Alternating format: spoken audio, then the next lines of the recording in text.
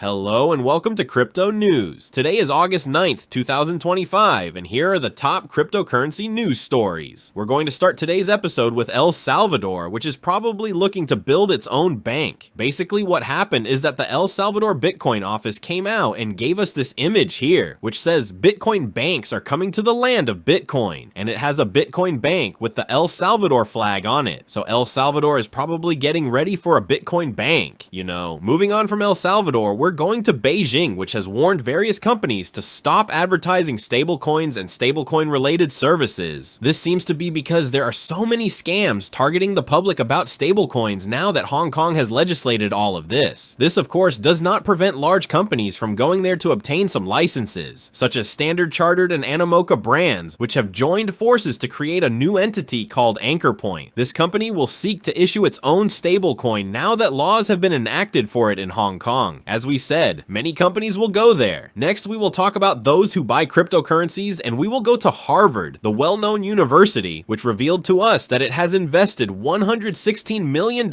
in BlackRock's Bitcoin ETF. In addition to this university, Brown University has invested $13 million in BlackRock's ETF. Moving on to Bitcoin, I will tell you that Jack Dorsey's company bought 108 BTC in the second quarter, bringing its total to 8,692 BTC, worth $1.15 billion. And for our last company for today, we will go to IVD Medical, which bought Ethereum worth $19 billion.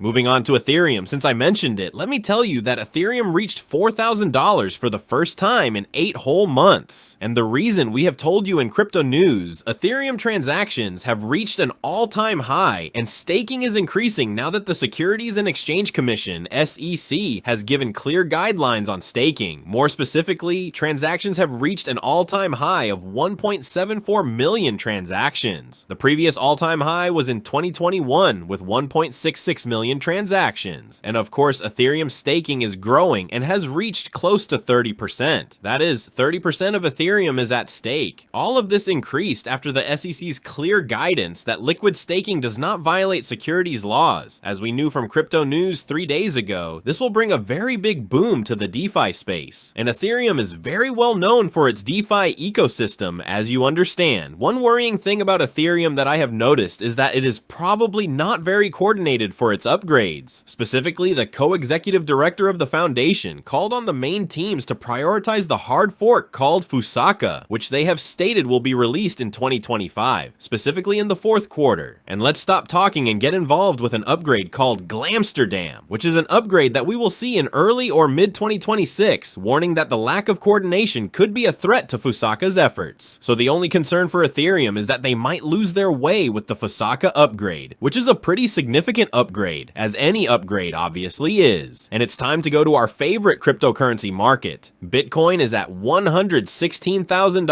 Ethereum at $4,000. Bitcoin has not regained our support. However, one positive thing about the alt season, as you know, is dominance. Bitcoin dominance has reached 57% from 60%, and Ethereum from 8% to 9% has reached 11.32% and will reach 12%. And for those of you who follow Crypto News, you know that these are the moves we want for the alt season. That wraps up the top news for crypto today is August 9th, 2025. I'd like to remind you that the content you just watched is created for educational purposes only and should not be considered as investment advice, but rather as investment opinion. Please subscribe to the channel, leave a like, and feel free to comment. Take care, everyone, and have a good day.